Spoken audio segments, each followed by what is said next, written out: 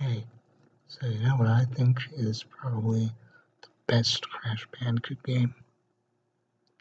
This one, right here. Okay. So maybe it isn't quite the best, but I must say that Titans doesn't seem to get as much appreciation that I personally think it deserves. A lot of the people that seem to not like Crash the Titans seems to criticize it for being too different from the original formula that the Naughty Dog games have established. However, it is because of these differences that I actually find Crash the Titans to be very appealing. Of course, maybe the execution isn't perfect, but for the most part, I find Crash the Titans to be a very fun and enthralling game to play through.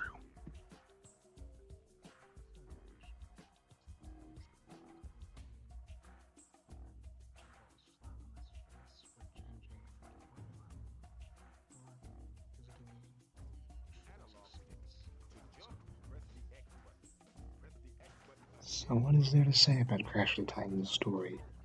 Well, it is awfully generic, at least at the start of things. Coco and Aku Aku get kidnapped, but then Crash throws the better recycling machine in Aku Aku's cage. Now Crash and Aku Aku need to go on an adventure to save Coco Bandicoot from the clutches of Dr. Cortex. Overall, very simple and generic. But wait, Nina Cortex comes to replace Dr. Neocortex after you beat him in the initial boss fight. Wow, what a surprise. Overall, this is something that I really like about Crash the Titan's story.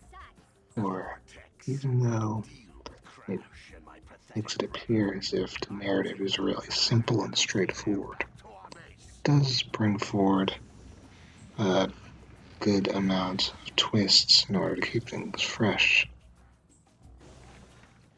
Although I will say that this game's humor just makes me want to shut my brain off. In one sense, maybe the jokes can be a bit of an overload, but in another sense, it does bring a bit of a charm to Crash the Titans. It's almost like it kind of introduces a type of humor that wasn't present before in the series. And while a lot of people may hate me for saying this, I actually kind of like Crash the Titans for the way that it tends to change things up.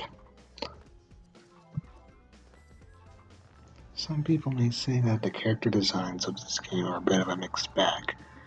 In reality, I'll probably say that I actually think that they mostly lean towards the positive side.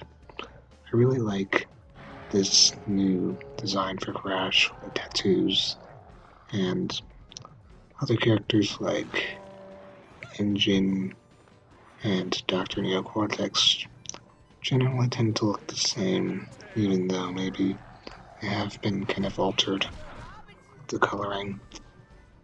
Uka Uka and Aku Aku do seem to be the real hitters in this regard because their designs are drastically different, especially Uka Uka. However, despite the fact that Uka Uka looks really different compared to his original design, I must say that he really does look very fearsome, and it really is somewhat intimidating to look at him. Unfortunately, I couldn't quite say the same thing about his personality, which kind of comes across as a bit of a laughable comedic villain in one sense.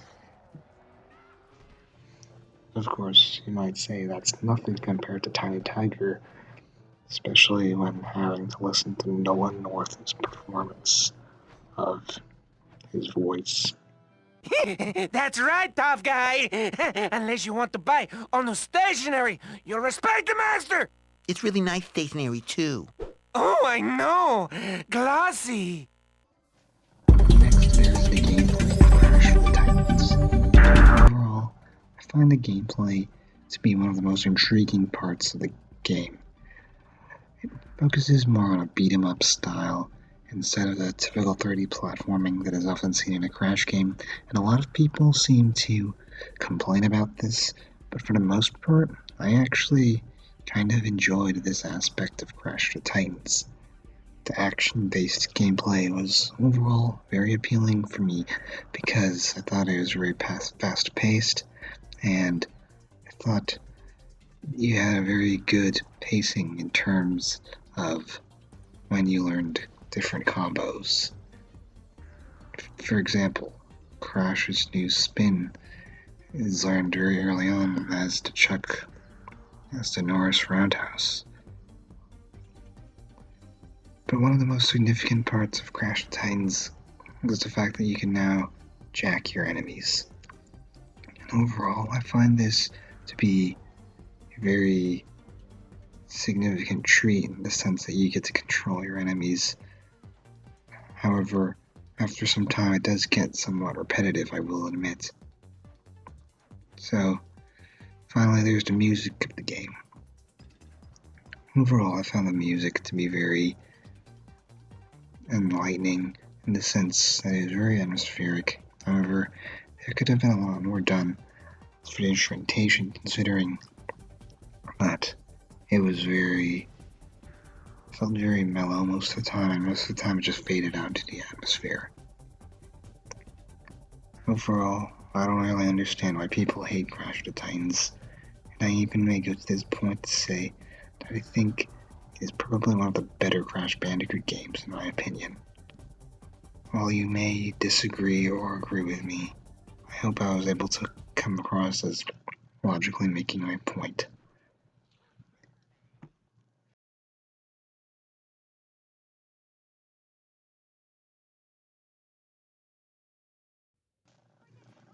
Oh yeah, and another thing to take note of is that Coco's hair doesn't have any physics. Just saying.